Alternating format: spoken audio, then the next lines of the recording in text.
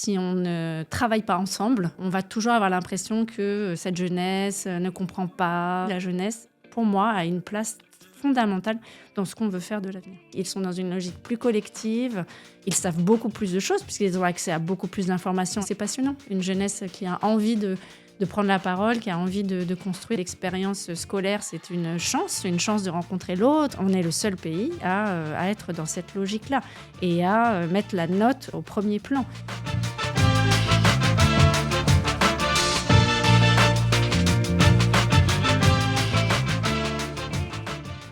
Et si l'école devenait enfin un lieu où chaque élève, quelles que soient ses origines ou son milieu social, pourrait révéler pleinement son potentiel? À quoi ressemblerait notre société aussi si chacun pouvait se sentir véritablement à sa place, entendu, accompagné et motivé? Bonjour à toutes et à tous, bienvenue dans ce nouvel épisode.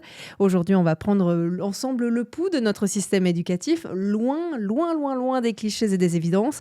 On va parler d'école, bien sûr, mais surtout d'égalité des chances, de diversité, de tout ce qui permettrait enfin à chaque élève de s'épanouir pleinement. Et pour nous guider dans ce voyage, je suis ravie d'accueillir à mes côtés Johanna Legru. Bonjour. Bonjour Philippine. Merci d'être parmi nous dans 20 sur 20 aujourd'hui. Alors, vous avez un parcours super riche, très inspirant aussi, on va en parler en début de podcast. Vous vous êtes investi depuis des années pour rendre l'école plus juste, plus ouverte, plus humaine aussi. Vous êtes actuellement délégué général d'Alliance pour l'éducation United Way et vous luttez chaque jour contre les discriminations pour que chaque élève puisse révéler son potentiel. On en parlait tout à l'heure, peu importe son origine sociale ou son territoire d'appartenance. Alors les questions qu'on va se poser sont les suivantes. Comment donner envie à nos jeunes de croire à nouveau en leur avenir? Comment transformer notre éducation pour faire société ensemble? Et puis, pourquoi est-il urgent d'investir aussi dans les compétences psychosociales des élèves? Tout ça, on en parle ensemble dans 20 sur 20. Encore à nouveau, bienvenue Johanna dans ce podcast. On est très content de vous recevoir. D'abord, parlez peut-être de votre parcours pour celles et ceux qui ne vous connaissent pas. Vous avez fait plein de choses pour arriver finalement dans l'éducation, mais quelque part, vous avez commencé, je crois, en droit international de l'éducation. Votre parcours a aussi été intimement lié à la lutte contre les discriminations de toutes sortes. Vous avez même enseigné le yoga après aux enfants, des choses très différentes. Mais c'est quoi cette première étincelle, cette première chose qui vous a fait croire, penser, juger, en tout cas, que l'éducation, c'était essentiel pour vous? Tout d'abord, il y a l'enfance, il y a la jeunesse. C'est vrai que très jeune, je me suis rendu compte qu'il y avait, on minimisait l'importance de la parole, de la place qu'on donnait aux enfants dans notre société, de la manière dont on devait, on va dire, investir, mais c'est pas.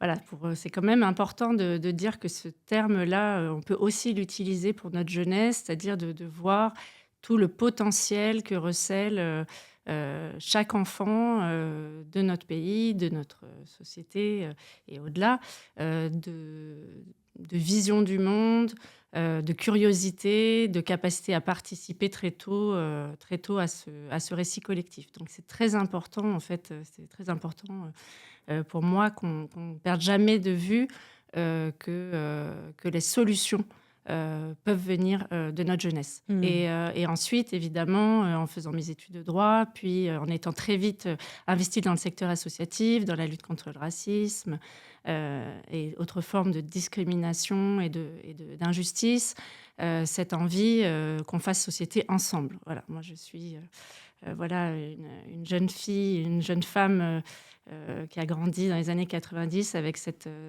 France qu'on rêvait, qu'on allait tous construire ensemble, avec nos différences, nos apports multiples et variés selon nos origines sociales, selon nos origines ethniques, selon tout ce qu'on avait à apporter et cette envie de construire ensemble. Je me suis très jeune investie dans le secteur associatif pour ça.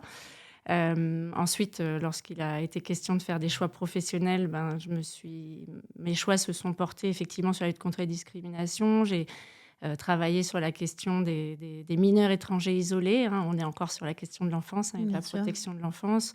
Ces jeunes qui se retrouvent dans des situations telles qu'ils voyagent seuls, qu'ils migrent seuls vers des pays inconnus pour construire leur vie parce qu'ils n'ont pas le choix. Voilà, donc on était vraiment sur ce sujet de comment on accompagne ces jeunes-là, comment on leur permet de construire leur vie et qu'est-ce qu'ils ont aussi à nous apporter. Voilà, une expérience passionnante. Et puis ensuite, très vite, la question des quartiers prioritaires populaires.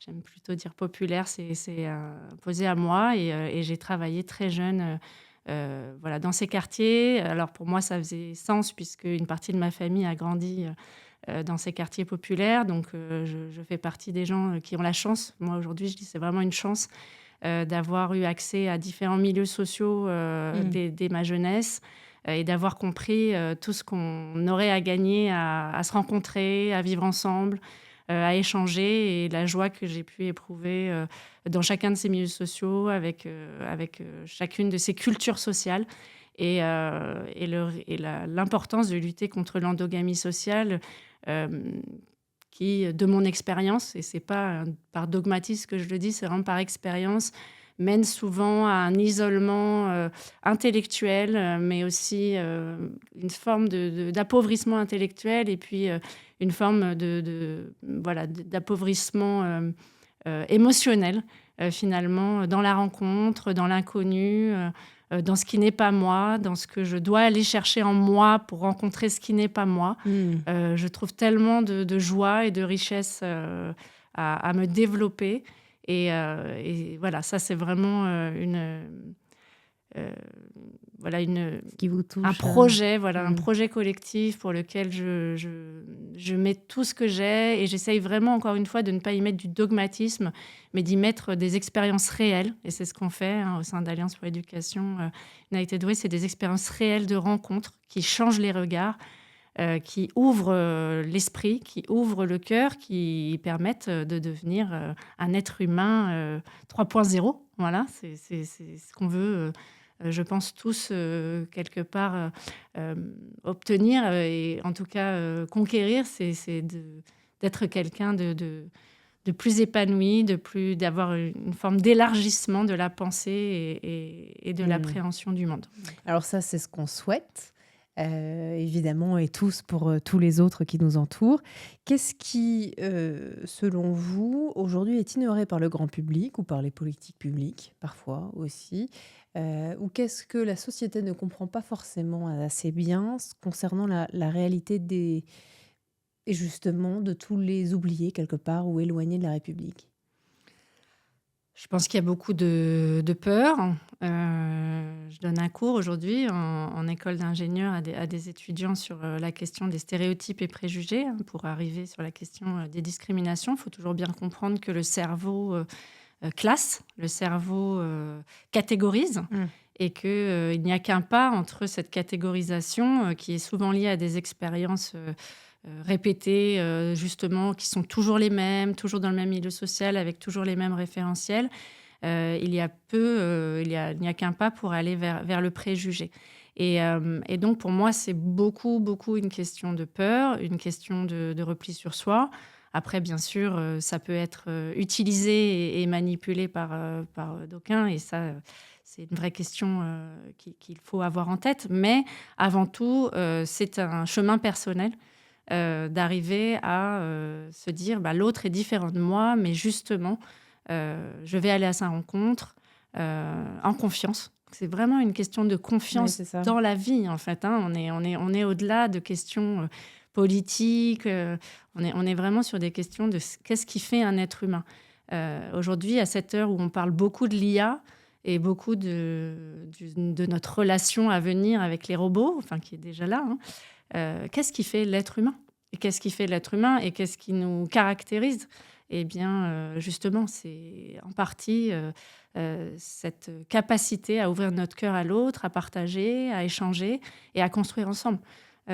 Encore une fois, moi, ça m'est venu très jeune, mais quelle serait ma joie au quotidien, mon bonheur, si à côté de moi, l'autre est en souffrance. C'est une question qui dépasse toute polarité de débat, en fait. Mais aujourd'hui, on n'arrive plus à se poser ces vraies questions.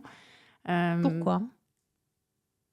Probablement parce que, comme je le disais, le mental a pris le dessus. Donc, c'est la peur, c'est les préjugés, c'est qu'est-ce que l'autre va me prendre, qu'est-ce que je vais perdre.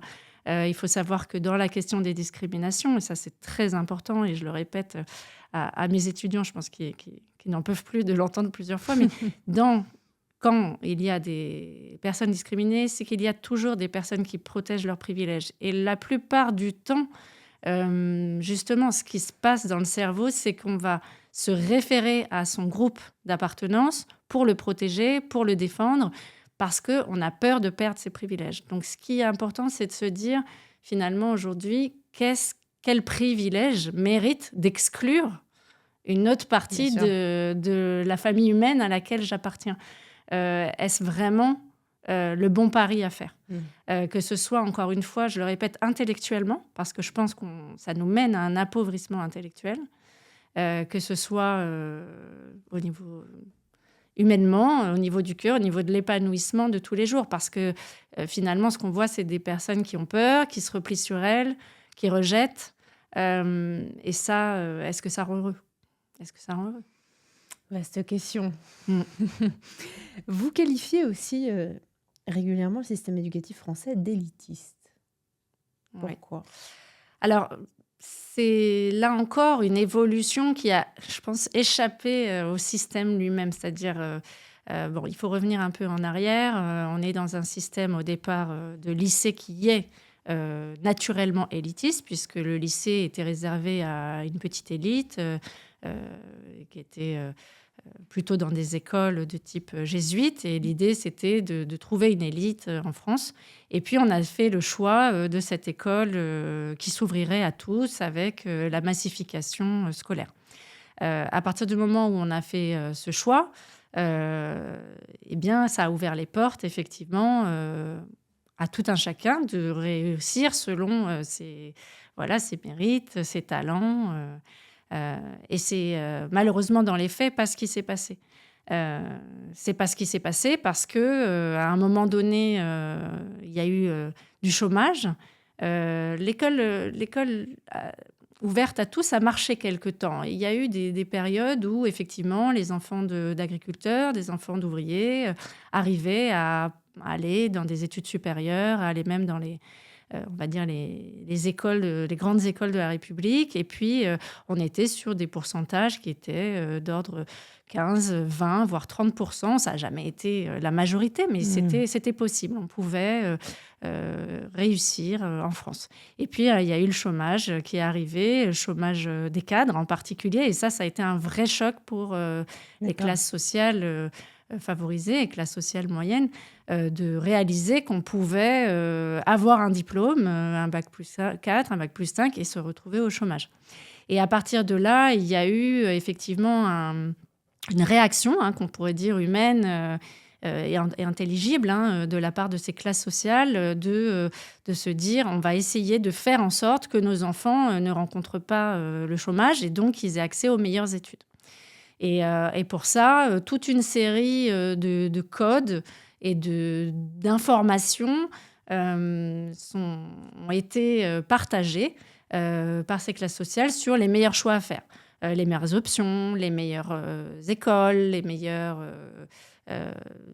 parcours, voilà. Et petit à petit, en fait, on est rentré dans une structuration de l'école comme une forme, c'est pas moi qui le dis, c'est Agnès von Santen, qui est une chercheuse au CNRS et à l'Observatoire des inégalités de Sciences Po, qui le dit, c'est devenu un mercato scolaire. C'est-à-dire qu'on est dans une logique de mercato, avec peu de place au bout et finalement, quelque part, un réflexe de survie, de dire, ces informations-là, on va finalement pas trop les partager et on va faire en sorte, en tout cas à minima, que nos enfants fassent les meilleurs choix, ce qui fait que les autres, n'étant pas forcément informés de ces choix à faire ou n'ayant pas forcément accès à ces choix, vont de fait, malgré leur talent, se retrouver sur le côté de la route. Et ça s'est cristallisé autour effectivement de la question de la sectorisation scolaire, puisque on s'est retrouvé dans une situation où, ce qu'il y a encore aujourd'hui, des bons établissements, je précise que je le mets entre guillemets, et des mauvais établissements. C'est-à-dire l'établissement où, non, il faut pas mettre ses enfants, et l'autre où, oui, il faut mettre ses enfants si on veut qu'ils réussissent. Et ça pose problème, parce que dans l'école de la République, c'est quelque chose qui n'existe pas sur le papier. Toutes les écoles sont censées être au même niveau. Bien sûr. J'enlève de l'équation même le collège, l'éducation privée, qui est encore un sujet également. Hein. Ouais. Mais j'enlève même de l'équation l'éducation privée. Je me focalisais sur les établissements publics, encore une fois, avec cette logique de bons établissements et de moins bons établissements, voire mauvais établissements, dans lesquels je ne vais surtout pas mettre mon enfant. Donc, des stratégies familiales sont mises en place, avec des logiques d'affectation, des choix d'habitat, puisqu'on sait qu'en France, la ségrégation scolaire est très recoupée avec la ségrégation spatiale, et donc très souvent liée au lieu d'habitation. Ce qui n'est pas toujours le cas. On pourrait avoir une affectation qui ne dépend pas du lieu d'habitation. C'est un choix politique à ce jour de le penser comme ça. Et puis, d'ailleurs, il y a eu des expériences très intéressantes faites à Toulouse, dans le 19e arrondissement, où on a désectorisé, c'est-à-dire qu'on a mis des élèves dans l'établissement qui n'était pas leur établissement de secteur. On a fait des expériences, on a mis des élèves des quartiers nord de Toulouse en centre-ville, etc. Et c'est des choses qui ont plutôt bien marché, avec de la mixité sociale et de la rencontre. Donc aujourd'hui, voilà la problématique, c'est donc celle d'un mercato scolaire avec des stratégies familiales extrêmement développées, avec effectivement un parcours à suivre qui permet d'arriver à la réussite. Ça, c'est un autre sujet. Qu'est-ce que la réussite ? C'est sûr. Et avec ce Graal des grandes écoles en France qui reste très fort et qui est très franco-français, parce que, très sincèrement, à l'international, cette logique prépa, grandes écoles, est finalement assez peu reconnue à l'international. Tout à fait. Contrairement à ce qu'on pourrait penser quand on postule. Donc ça, si vous voulez, ça a cascadé vers le bas. Et petit à petit, donc il y a eu les moins bons lycées, les moins bons collèges, les moins bonnes primaires. Mais comment ils sont, voilà. Pardon, je vous coupe, mais comment on sait ou comment on juge que c'est un bon ou moins bon ? C'est la société civile qui, avec les familles, les parents, par les expériences que leurs enfants ont pu vivre dans les établissements, se permettent de dire que c'est pas un bon établissement. Est-ce qu'ils se fient au classement que certains médias peuvent faire ? Très bonne question, Philippine. Justement, ce n'est pas lié à des expériences réelles la plupart du temps. Effectivement, c'est lié à des classements. Il y a une loi des classements qui est très forte, effectivement, en France. Et après, c'est lié essentiellement, effectivement, à des préjugés. À des préjugés. Et là, on rentre dans le sujet des discriminations, puisque quand on se dit vraiment les choses dans ces établissements-là, qu'est-ce qui se passe ?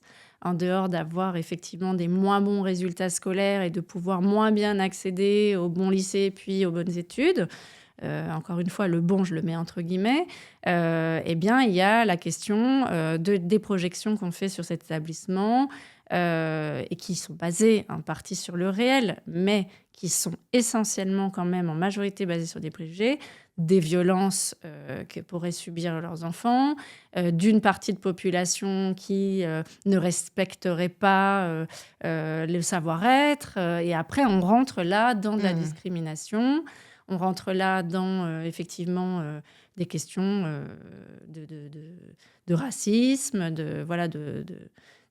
en tout cas de jugement sur ce que j'entends très souvent, les parents qui ne s'occuperaient pas des enfants, qui seraient des parents qui baisseraient les bras et qui n'apprendraient pas à leurs enfants les règles, etc. Dans la réalité, quand on va sur le terrain, c'est pas du tout le cas. C'est pas du tout le cas. Moi, je suis tout le temps dans des collèges d'éducation prioritaire. Ça ne m'est jamais arrivé qu'un enfant que je croise, un jeune que je croise de collège, donc 11-15 ans, ne me dise pas bonjour. Voilà, ça n'est jamais arrivé. Donc, cette question de ces enfants qui seraient mal élevés ou qui n'auraient pas les règles de savoir-être élémentaire, je demande à ce qu'elles soient validées dans le concret. Parce qu'aujourd'hui, ce n'est pas le cas. Effectivement, lorsque vous mettez ensemble dans un même lieu, et ce n'est pas uniquement établissement scolaire, des personnes qui cumulent des difficultés sociales, économiques, on parle d'enfants qui parfois n'ont qu'un vêtement pour la semaine, on parle d'enfants qui ne prennent pas de petit déjeuner. Oui, si demain on faisait une expérience sociale et qu'on fasse vivre la même chose à des enfants de milieux plus favorisés, et tant mieux pour eux, je ne suis pas sûre qu'au bout de 2-3 semaines, on n'arriverait pas à des problématiques également. Voilà, donc encore une fois, et ça, c'est le problème qu'on a aujourd'hui, c'est que ces établissements sont jugés à l'aune de projections et de préjugés qui ne sont pas acceptables pour ces enfants. À quoi c'est dû tout ça? Parce que si on porte un jugement de valeur sur un établissement scolaire, de surcroît qu'on ne connaît pas forcément, ou dont on ne connaît pas le fonctionnement interne que vous connaissez et vous constatez, vous me le dites, quelque chose de complètement différent, à quoi c'est dû? Est-ce que c'est un problème sociétal, global, que rencontre la société française vis-à-vis de l'école publique ou ce besoin de dénigrer l'éducation? Vous voyez, on peut se demander d'où ça vient et pourquoi on a besoin de cracher sur l'autre, surtout en termes d'éducation, alors que dans les faits, visiblement, tout se passe plutôt bien. Il y a plusieurs couches, effectivement. Il y a plusieurs couches. Il y a ce préjugé-là, et on va dire qu'il est assez ancien sur la jeunesse, en général. La jeunesse qui, encore une fois, ne comprendrait pas, n'aurait pas les codes. Il y a beaucoup de débats sur ce sujet. Moi, je pense qu'une des solutions, c'est les compétences c'est le développement des compétences psychosociales, mais il y a beaucoup de débats sur cette jeunesse qui ne serait pas motivée, qui serait toujours sur les écrans, qui n'aurait pas de projet pour l'avenir, etc. Je m'inscris en faux là-dessus aussi, quand je parle avec des jeunes entre 11 et 15 ans, mais aussi avec mes étudiants qui ont 20 ans. Ils ont plein de projets pour l'avenir, ils ont plein de choses à donner à la société. Ils vont bien, ces jeunes? Je ne dirais pas ça. Je ne vois pas forcément une évolution simple pour eux. Mais tout est toujours à modérer et s'affoler aussi n'amène pas à prendre les bonnes décisions. Je pense qu'on est dans un changement de paradigme. Alors, je ne vais pas m'inspirer de tout ce qu'il a dit en ce moment, mais on est quand même dans un changement de paradigme, effectivement. Et il est temps, mais ça, je l'ai déjà repéré depuis la période Covid avec les étudiants, puisque je travaillais à ce moment-là avec des étudiants.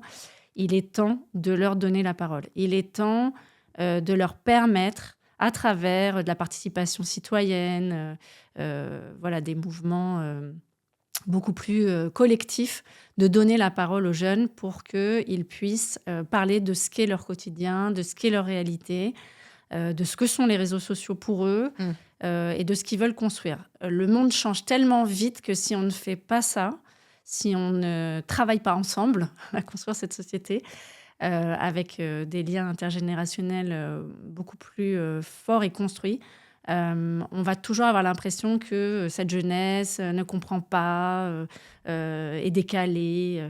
Bien sûr qu'il y a des problématiques, bien sûr qu'il y a une forme de déréalisation liée à leur rapport au réel. Bien sûr que c'est pas le même que celui de ma jeunesse où il n'y avait pas de téléphone, où on était dans des expériences réelles, où quand on se rencontrait, on se rencontrait en vrai, où effectivement on faisait des manifs en vrai, mais je veux dire, ça ne veut pas dire qu'il ne se passe pas des choses, ça ne veut pas dire qu'ils ne construisent pas un réel, ça ne veut pas dire qu'ils n'ont pas une envie pour l'avenir, ils n'ont pas envie de se projeter. Mais si dès le départ, on se dit qu'ils n'ont pas leur place, qu'ils ne comprennent pas, qu'ils n'ont pas la parole, en fait, si on ne leur crée pas des espaces, on passe à côté de notre avenir. Parce qu'effectivement, aujourd'hui, la jeunesse, pour moi, a une place fondamentale dans ce qu'on veut faire de l'avenir. Et d'ailleurs, l'avenir, c'est évident. C'est évident. Et effectivement, ils sont dans une logique moins hiérarchique, ils sont dans une logique plus collective, ils savent beaucoup plus de choses puisqu'ils ont accès à beaucoup plus d'informations. Alors oui, on peut dire qu'ils ont accès à des informations qui ne sont pas celles qu'on voudrait, etc. Mais ils ont aussi accès à d'autres informations, il ne faut pas schématiser les choses. Et donc, ils ont parfois une vision du monde qui est beaucoup plus, on va dire, large que pouvait être celle que moi j'avais, par exemple, quand j'avais leur âge, où j'avais accès à une information qui était quand même passée au tamis sur des chaînes d'information, etc. Donc, je pense que c'est passionnant ce qui est en train de se passer. C'est passionnant, cette jeunesse qui finalement prend position à des avis, veut avoir d'autres modes de relation. Je pense que c'est passionnant. Une jeunesse qui a envie de de prendre la parole, qui a envie de construire, il faut absolument l'accompagner. Il faut absolument l'accompagner. Donc, on était sur cette couche de la jeunesse. Ensuite, il y a cette couche, effectivement, de l'éducation. Vous avez raison. Il y a des préjugés très forts sur le système éducatif, entre autres sur les enseignants. Et ça, c'est vraiment problématique parce que, moi, je le dis souvent, hein, ça, par contre, je suis plus inquiète. Ça fait longtemps que je me dis, un matin, on va se lever et aucun enseignant n'aura eu envie d'aller prendre son poste de travail. On va faire comment ? Je veux dire, aujourd'hui, on a vraiment... il est important qu'on reconnaisse le travail que font nos enseignants et nos enseignantes au quotidien, sans télétravail, hein, au travail, tous les jours, très tôt le matin, à accompagner notre jeunesse, à résoudre des problématiques scolaires, mais pas que, des problématiques sociales. Des problématiques de vivre ensemble. Et voilà, ils sont vraiment la vigie, heureusement qu'ils sont là pour nous aider à accompagner notre jeunesse. Et moi, je fais partie effectivement des personnes qui pensent qu'il faut faire avec, il faut co-construire. Et c'est ce qu'on fait chez Alliance pour l'éducation. On co-construit avec les enseignants. Et la troisième couche, c'est effectivement ces préjugés sur les milieux populaires, ces préjugés sur une éducation qui ne serait pas donnée ou des jeunes qui n'auraient aucune... qui seraient... je vais pas aller dire ce que je n'aime pas entendre, mais en tout cas qui n'auraient pas la culture, les codes, le capital culturel nécessaire pour faire société. Ces jeunes ont un capital culturel énorme, venus d'expériences très différentes, avec beaucoup de qualité d'adaptation, de qualité de créativité. Ils ne peuvent compter que sur le collectif et ils ont beaucoup à nous apporter. Vous me parliez des compétences psychosociales et vous me disiez ça c'est super important pour les jeunes aujourd'hui. Pourquoi ? Parce qu'on parle beaucoup ces derniers temps, et d'ailleurs on en parle régulièrement aussi ici, on les fait réagir, nos invités, sur les cours d'empathie, la notion de respect, qui a parfois, ils sont nombreux à nous le dire aussi, et par ailleurs dans d'autres médias, à nous dire que cette notion de respect essentielle, base de toute société, elle est de moins en moins présente dans l'école. Est-ce que c'est un fait ou est-ce que c'est là aussi un ressenti, vous me le direz, mais au-delà de ça, il y a toutes ces compétences qui sont nécessaires. Est-ce que l'école est en décalage aujourd'hui avec les besoins de la nouvelle génération ? Alors, en fait, c'est pas l'école dans laquelle il y a une baisse du manque de respect, c'est la société. En fait, l'école, nos jeunes, ils sont les miroirs grossissants de ce qu'est la société. Si la société montre de moins en moins de vivre ensemble, de capacité à vivre ensemble, forcément, nos jeunes vont s'inspirer des modèles, des rôles modèles qui leur sont présentés. Donc, encore une fois, ce n'est pas la jeunesse qu'il faut interroger, c'est toute la société. Ouais. Et dans cette société, il faut leur donner la place. Nous, effectivement, au niveau de l'association Alliance pour l'éducation, mais c'est un sujet effectivement qui me tient à cœur depuis très longtemps, je pense que c'est important que effectivement l'école arrive, et ça c'est plutôt, on va dire, novateur, à amener les jeunes à se connaître, à découvrir qui ils sont, à construire ce vivre ensemble. Ce vivre ensemble, il n'est pas forcément naturel. Quand on arrive au collège, on arrive de plein d'écoles différentes, on se retrouve dans une cour d'école, une cour de collège, on s'en rappelle, hein, la 6e, c'est difficile, avec plein d'élèves qu'on ne connaît pas. C'est un moment qui est perturbant, hein, l'adolescence aussi, 11 ans, 12 ans, le corps change, beaucoup de questions passent par la tête.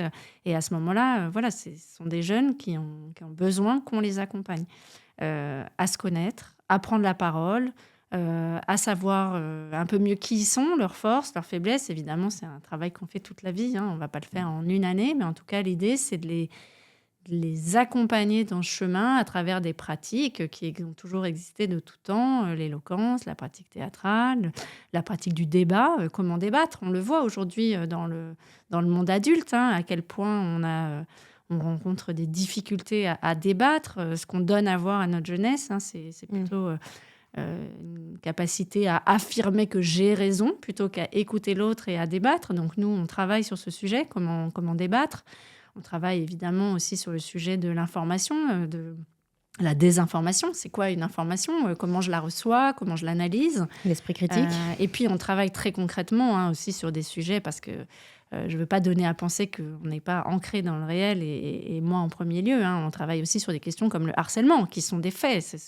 C'est pas parce que je dis que la jeunesse n'est pas ce qu'on pense d'elle ou que les jeunesses ne sont pas ce qu'on pense d'elle qu'il n'y a pas des faits sociaux. Le harcèlement le rapport PISA nous l'a montré, le dernier, en fin 23. Le harcèlement, c'est aujourd'hui 20% des élèves de notre pays. Dans les quartiers populaires, quartiers prioritaires, c'est plus 10 points. Donc, c'est 30% des élèves qui vont le matin au collège avec la boule dans le ventre de « est-ce qu'aujourd'hui, je vais être encore harcelée ?» en présentiel, dans l'expérience scolaire ou sur les réseaux sociaux. Donc oui, il y a des vrais sujets, mais encore une fois, penser que ça vient de la jeunesse, non, ça vient de la société. Ouais. Il faut apprendre à se parler et ces compétences psychosociales, en fait, elles sont nécessaires pour tout le monde.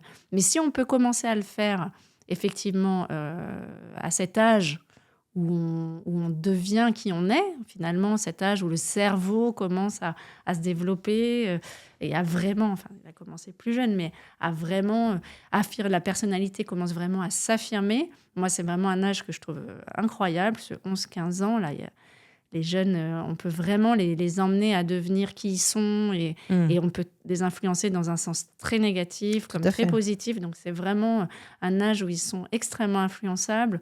Et c'est là, c'est leur donner justement la parole, leur donner cet espoir, cette motivation, d'abord à s'accrocher scolairement, à se rendre compte que l'expérience scolaire, c'est une chance de rencontrer l'autre, une chance de se rencontrer soi, une chance d'apprendre, aimer apprendre, être curieux.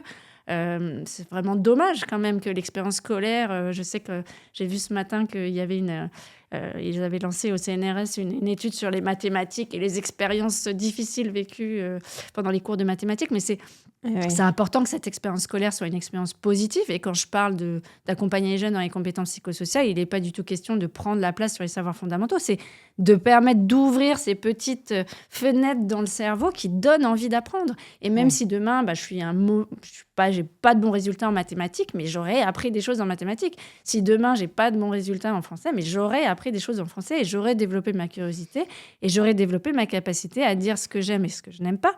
Et j'aurais développé ma capacité à accepter que l'autre n'aime ou n'aime pas forcément les mêmes choses que moi. Alors ça, c'est hyper intéressant. Est-ce que ça veut dire, Johanna, qu'il faut changer les méthodes d'évaluation aujourd'hui qui existent dans l'école française ? Il est sûr que ce 20 sur 20, pour faire référence à cette émission, est un problème.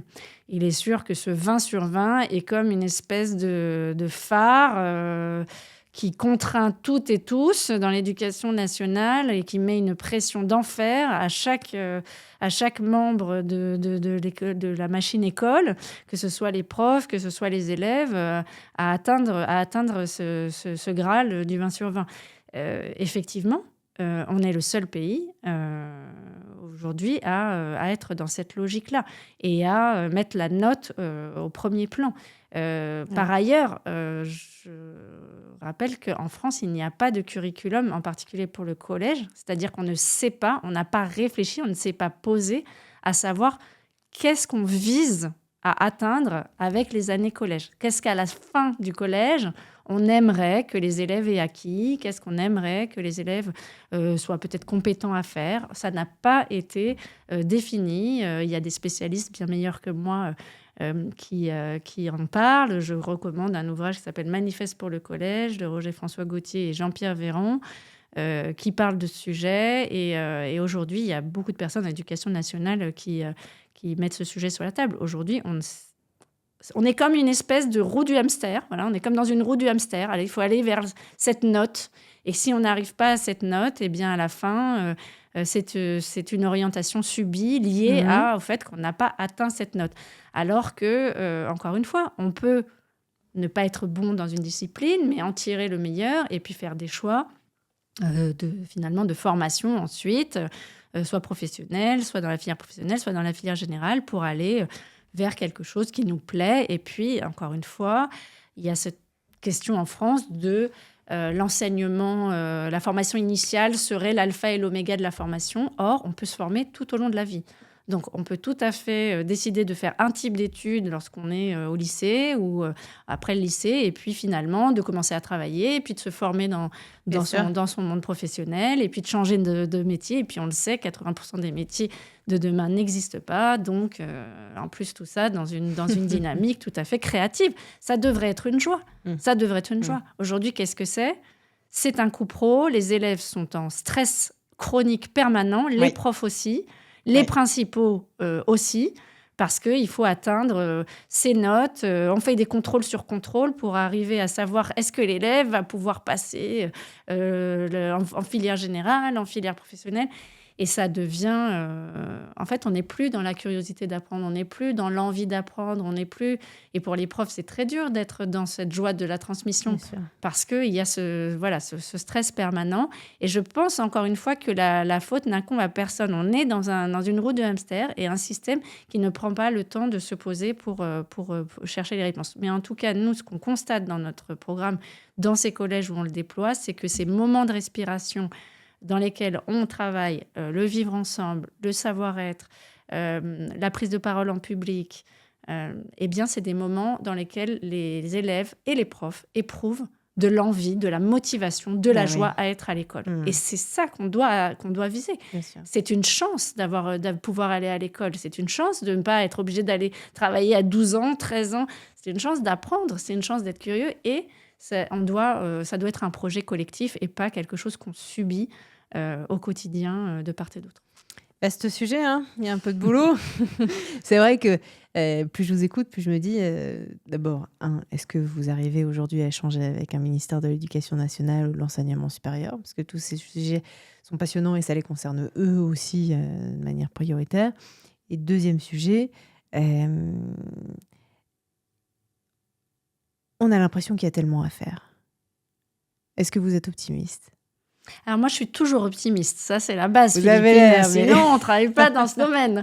Non, moi, je suis vrai qu'il toujours vaut mieux, optimiste. faut s'accrocher. Et je suis toujours optimiste. Pourquoi ? Parce que justement, je travaille au contact de la jeunesse et que lorsque je peux échanger avec ces jeunes, je sais que ce qu'on voit aujourd'hui n'est pas ce qui sera demain et qu'on est dans un cycle permanent. Donc, je crois toujours que la jeunesse trouvera ses solutions. Donc, je suis optimiste et ne pas l'être serait quelque part ne pas donner la chance à cette génération. On se doit d'être optimiste pour cette génération. Donc ça, c'est une première chose. Mais aussi pour encore une fois, tout le corps enseignant qui les accompagne, les parents, et toute la société, en fait. On doit, en tout cas, essayer de trouver des solutions. Et ce n'est pas en se repliant, et en étant dans la peur et dans le préjugé qu'on arrive à trouver des solutions créatives. Ça, c'est sûr et certain. Après, ce qui est aussi fondamental, encore une fois, c'est cette rencontre.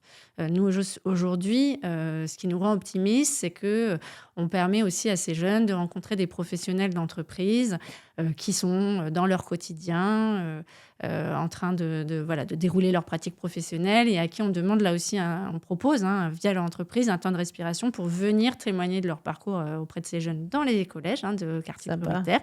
Ils prennent leur RER, ils font 1h30 de trajet, ils viennent rencontrer, ou un peu moins, ils viennent rencontrer les jeunes, ou les jeunes viennent dans l'entreprise. Et là aussi, on voit que quand cette rencontre se passe, c'est pour ça que je parlais au départ de la question de la rencontre, qui est fondamentale, moi, dans ma construction. Quand on crée cette rencontre, on voit que quelque chose se passe. Il y a un switch dans le cerveau aussi de ces collaborateurs et collaboratrices qui rencontrent cette jeunesse, qui les rend beaucoup plus optimistes, ça c'est une première chose, et qui leur fait voir, les choses différemment. Et donc, ça change les pratiques de recrutement, ça change le quotidien, parce que quand j'ai vécu cette expérience sur le terrain d'engagement auprès de ces jeunes, quand je rentre chez moi, j'en parle avec ma famille, j'en parle avec mes amis, j'en parle. Ça ruisselle. Et ça ruisselle. Parce que, encore une fois, vous avez raison, c'est important d'être quand même conscient qu'on ne fait pas seul. Je n'ai pas la prétention d'être omnisciente, et même si je suis très optimiste, je pense que ce qui marche, c'est le ruissellement. C'est-à-dire que chacun doit faire sa part. Chacun doit faire sa part. Et donc, il faut qu'un maximum de personnes vivent ces expériences de rencontre, quel que soit leur milieu social d'origine, pour avoir envie de faire société, pour avoir envie de faire ensemble. Et c'est vraiment le parti pris de notre association, c'est de dire, en faisant ensemble, on va être beaucoup plus fort. C'est-à-dire que là, c'est une phrase que j'aime bien dire, c'est la réussite collective sera bien supérieure à la somme des réussites individuelles. Et aujourd'hui, c'est le seul projet possible pour faire face aux défis, qu'ils soient climatiques, qu'ils soient sociaux, qu'ils soient géopolitiques. Il faut construire sur le collectif et pas sur l'individuel. Et je comprends encore une fois, je dis les belles histoires de personnes qui ont réussi, qui s'en sont sorties. Et très souvent, c'est ce qu'on me dit, mais en fait, on peut réussir par l'école, même quand on est d'un milieu... On peut. Mais on parle d'histoire, on parle de réussite individuelle. On ne parle pas d'une réussite collective. Et c'est ça qui me rend optimiste, c'est que de ce que je vois sur le terrain, lorsqu'on se rencontre et lorsqu'on fait ensemble et lorsqu'on partage ensemble et qu'il y a de la joie, à ce moment-là, on a envie de construire collectivement.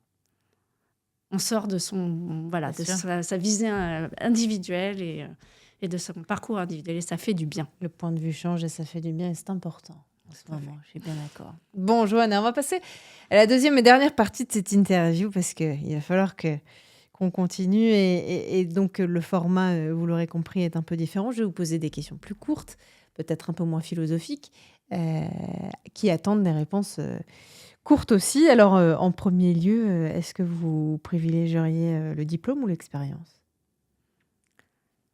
Clairement, l'expérience, encore une fois, c'est pas dogmatique, c'est ce que j'ai pu constater. Voilà, des personnes qui ont vécu des expériences et qui s'y sont adaptées, voilà, dans des situations données, sont beaucoup plus résilientes et capables de prendre des décisions ensuite. Ça forge. Ça forge. La qualité la plus importante pour réussir dans l'enseignement, l'éducation en France, c'est quoi ? J'ai envie de dire la résilience, mais je ne serais pas très optimiste. Non, je dirais aujourd'hui la créativité, vraiment. La créativité. Ouais, l'imaginaire positif, la créativité. Votre vision de l'éducation dans 20 ans, on comprend qu'elle est plutôt positive. Elle sera tout à fait positive. Elle ressemble à quoi l'école de demain ? L'école de demain, elle est beaucoup plus co-construite, avec des expériences beaucoup plus partagées entre les élèves et les professeurs. Une notation beaucoup moins basée sur un 20 sur 20. Voilà, une approche peut-être, je ne suis pas une spécialiste de l'évaluation, mais une approche évolutive, c'est-à-dire quand je rate, par exemple, quelque chose, je peux le refaire. Et puis progresser, et puis le refaire encore, et puis reprogresser. Voilà, cette approche de... Et je suis récompensée pour ça. C'est ce qui est censé être une note à la base. Une note, c'est censé dire, voilà, il faut que tu évolues, il faut que tu t'améliores sur ce sujet. Et à partir de là, qu'est-ce que je mets en place pour m'améliorer ? Une note, c'est pas censé dire, ah bah t'es nul. Oui. Voilà. Et donc, c'est ça, en fait. C'est demain une école dans laquelle on va co-construire ensemble, on va apprendre, on va avoir envie d'apprendre, on va innover. Face aux défis, encore une fois, qui sont les nôtres. On va être beaucoup plus dans le réel, avec un collège beaucoup plus ancré dans son territoire, des échanges avec des salariés du territoire, avec des organisations, des organismes du territoire, des personnes âgées, peut-être des associations de retraités, peut-être des écoles qui travaillent ensemble, quel que soit l'âge. Voilà, un ancrage dans le territoire et une envie de construire aussi au niveau local. Parce que ça, c'est très important pour l'école. Est-ce qu'il y a un livre qui vous a inspiré sur cette vision de l'éducation de la jeunesse ? Alors, sur cette vision de l'éducation, pas spécifiquement. Ouais. Moi, je suis une passionnée d'Alain Damasio et des imaginaires positifs. Et c'est vrai que j'ai été très marquée c'était pendant le Covid, par ce livre Les Furtifs, dans lequel il y a ce personnage principal qui est une prof qui va donner des cours. Donc, on est dans une vision dystopique où il y a des classes très défavorisées qui n'ont plus accès à l'école. Et donc, elle va donner des cours sauvages pour transmettre sur le terrain. Et malgré, on va dire, la situation politique qui fait qu'il n'y a plus forcément besoin que les classes défavorisées apprennent, elle vient à tout prix leur transmettre, leur apprendre des choses. Et ils sont curieux, et ils échangent, et ils ont envie d'apprendre. C'est sympa. Voilà, et l'envie d'apprendre, et l'envie de se développer, l'envie de de savoir plus. Eh bien, moi, je pense qu'elle est chez tous et toutes. Et on doit la nourrir. On doit absolument la nourrir. Voilà, donc, j'aime beaucoup, beaucoup ce livre. On a tout ça. Dernière question, Johanna, avant de terminer. Si vous deviez passer le flambeau du micro de 20 sur 20 à 1, 2 ou 3 personnes dans le secteur de l'éducation, l'orientation, l'enseignement supérieur, de la jeunesse, à qui vous pensez ? Il y a beaucoup de personnes qui m'inspirent dans le domaine de l'éducation. Comme je le disais, peut-être les personnes qui ont écrit sur ce manifeste pour le collège, qui sont vraiment... qui ont fait toute cette perspective historique sur l'école, qui nous expliquent, encore une fois, de façon dépassionnée, comment l'école en est arrivée dans cette structure élitiste. C'est important de comprendre ce qui s'est passé. Bien sûr. C'est aussi... des acteurs de terrain, d'autres associations qui travaillent au quotidien, par exemple l'association S'orienter ensemble, d'autres associations avec lesquelles on travaille, nous, au quotidien, qui travaillent sur la prise de parole en public. Je pourrais en dire beaucoup. Et puis... des chercheurs, des chercheuses qui travaillent sur cette question de l'école. Je pense à Agnès Van Zanten, je le disais tout à l'heure. Et puis, il y a une personne qui fait un travail formidable dans la société française aujourd'hui sur justement les questions d'endogamie sociale, de travailler ensemble, à construire une société dans laquelle chacun est représenté. Il s'appelle Toufik Valipuram. Je recommande vraiment de l'écouter, d'écouter ce qu'il dit, d'écouter ce qu'il fait. C'est quelqu'un qui réunit des gens, qui fait avancer la société, qui fait des propositions. Et je pense qu'aujourd'hui, on a vraiment besoin de gens qui innovent, qui créent. Il travaille beaucoup sur les littératures urbaines. On a besoin d'imaginaire positif. On a besoin que ce soit véhiculé à travers des expressions créatives pour se projeter positivement, nous aussi, dans l'avenir et trouver notre place. C'est pas uniquement les jeunes. Il faut que chacun puisse trouver sa place dans la société. Et ben voilà, ce sera le mot de la fin. Merci infiniment, beaucoup, Johanna. Philippine. Merci à vous. Ça a été un vrai plaisir. Et puis, nous, on se retrouve très vite dans 20 sur 20. Merci beaucoup.